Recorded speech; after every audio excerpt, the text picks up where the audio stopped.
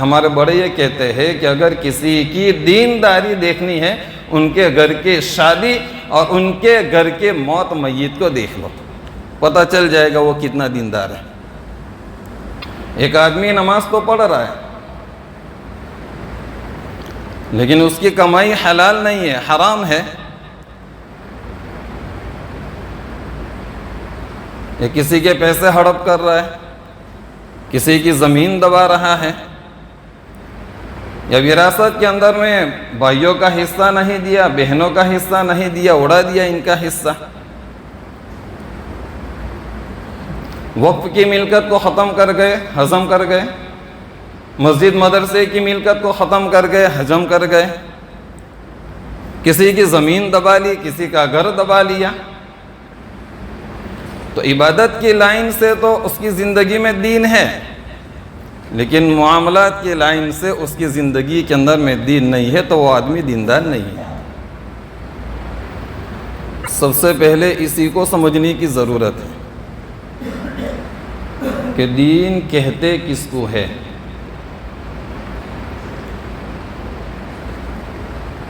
دین کہا جاتا ہے کہ ہماری زندگی کے ہر شعبے کے اندر میں اللہ تعالیٰ کے احکام اور اللہ کے نبی صلی اللہ علیہ وسلم کے طریقے کو زندہ کرنا، اس کو کہا جاتا ہے دین۔ صرف عبادت کر لینا دین نہیں ہے، صرف رمضان آئی اور روزے رکھ لیے اس کا نام دین نہیں ہے۔ کبھی وقت مل گیا، فرصت مل گئی، قرآن لے کر کے بیٹھ گئے، صرف اسی کا نام دین نہیں ہے، بلکہ 5 شعبوں کے اندر میں اللہ کے احکام کو اور اللہ کے نبی صلی اللہ علیہ وسلم کے طریقے کو زندہ کرنا، اس کو کہا جاتا ہے دین۔ اب وہ 5 شعبے کون کون سے ہیں؟ ایک تو ہے ایمانیات، جن جن چیزوں کے اوپر ایمان لانا ضروری ہے ان چیزوں کے اوپر ایمان لانا۔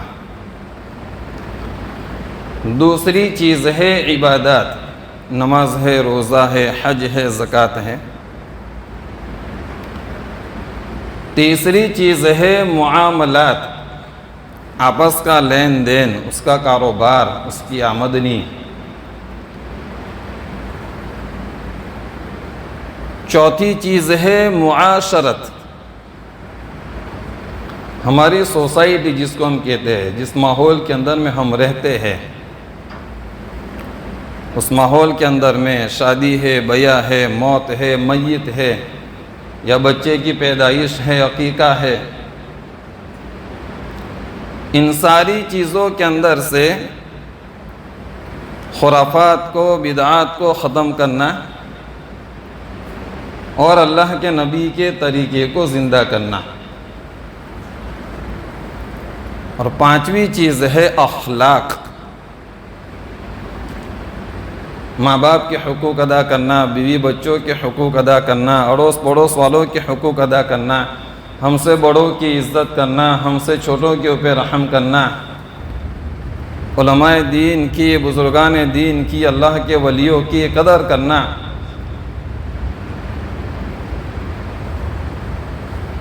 اب ان 5 شعبوں کے اندر میں اللہ کے احکام ہے اور اللہ کے نبی صلی اللہ علیہ وسلم کے طریقے ہیں، تو آدمی دیندار ہے۔ اگر کسی ایک کے اندر میں کمی ہے تو وہ دیندار نہیں ہے۔ ایک آدمی نماز تو پڑھ رہا ہے لیکن آپسی معاملات اس کے صحیح نہیں ہے، بغض، عداوت اور دشمنی کے اندر میں مبتلا ہے، تو آدمی کے ایک شعبے کے اندر میں، یعنی عبادت کے اندر میں تو دین ہے، اخلاق کے اندر میں دین نہیں ہے، تو پورا دیندار نہیں ہے۔ ایک آدمی نماز تو پڑھ رہا ہے لیکن اس کی کمائی حلال نہیں ہے، حرام ہے، یا کسی کے پیسے ہڑپ کر رہا ہے، کسی کی زمین دبا رہا ہے، یا وراثت کے اندر میں بھائیوں کا حصہ نہیں دیا، بہنوں کا حصہ نہیں دیا، اڑا دیا ان کا حصہ، وقف کی ملکت کو ختم کر گئے، ہضم کر گئے، مسجد مدرسے کی ملکت کو ختم کر گئے، ہضم کر گئے، کسی کی زمین دبا لی، کسی کا گھر دبا لیا. تو عبادت کی لائن سے تو اس کی زندگی میں دین ہے، لیکن معاملات کی لائن سے اس کی زندگی کے اندر میں دین نہیں ہے، تو وہ آدمی دیندار نہیں ہے. ایک آدمی نماز تو پڑھتا ہے، لیکن شادی بیاہ کے موقع کے اوپر رسومات کو انجام دیتا ہے، خرافات کو انجام دیتا ہے، موت میت کے موقع کے اوپر بدعات کو انجام دیتا ہے. تو عبادت کی لائن سے تو اس کی زندگی میں دین ہے، نماز ہے، روزے ہیں، زکوٰۃ بھی ادا کر رہا ہے، لیکن معاشرہ کے اعتبار سے اس کی زندگی کے اندر میں دین نہیں ہے، تو وہ آدمی دیندار نہیں ہے. آدمی دیندار تو اسی وقت کہا جائے گا جب ان ساری چیزوں کے اندر میں اللہ کے احکام ہوں گے اور اللہ کے نبی صلی اللہ علیہ وسلم کے طریقے ہوں گے.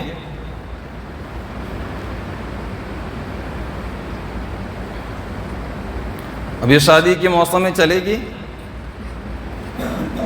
تو اچھے اپنے آپ کو دیندار کہنے والوں کی دینداری شادی بیاہ کے موقع کے اوپر پتہ چل جاتی ہے، موت میت کے موقع کے اوپر پتہ چل جاتی ہے. اس لیے ہمارے بڑے یہ کہتے ہیں کہ اگر کسی کی دینداری دیکھنی ہے، ان کے گھر کی شادی اور ان کے گھر کے موت میت کو دیکھ لو، پتہ چل جائے گا وہ کتنا دیندار ہے. کہنے کا مقصد یہ ہے صرف عبادت ہی دین نہیں ہے، بلکہ ان ساری چیزوں کے اندر میں اللہ کے احکام کو زندہ کرنا، اس کو کہا جاتا ہے دین. آج ہم شکایت کیا کرتے کہ اتنے سارے ہمارے اوپر ظلم ہو رہے، اللہ کی مدد کیوں نہیں آتی؟ ہمارے بزرگ دعائیں بھی کرتے، ہمارے بڑے دعائیں بھی کرتے ہیں، لیکن دعاؤں کے اندر میں اثر نہیں ہے. کیوں نہیں ہے؟ اس کی وجہ یہ ہے کہ یہ ہمارے اوپر ظلم ستم نہیں ہے، یہ ہمارے اوپر عذاب ہے.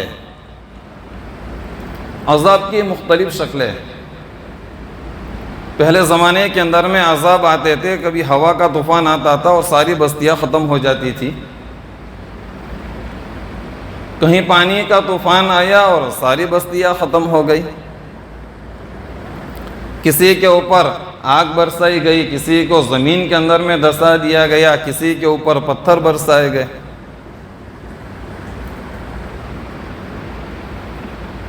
عذاب کی شکلیں مختلف ہوتی ہیں. مکہ کے کافروں نے اللہ کے نبی صلی اللہ علیہ وسلم کی نافرمانی کی، اللہ تعالیٰ نے انسان کی شکل کے اندر میں ان کے اوپر عذاب کو مسلط کیا. آج ہمارے اندر سے دینداری ختم ہو گئی، اللہ تعالیٰ نے انسانی شکل کے اندر میں ہمارے اوپر عذاب کو کیا انسان کو عذاب کی شکل میں ہمارے اوپر مسلط کر دیا.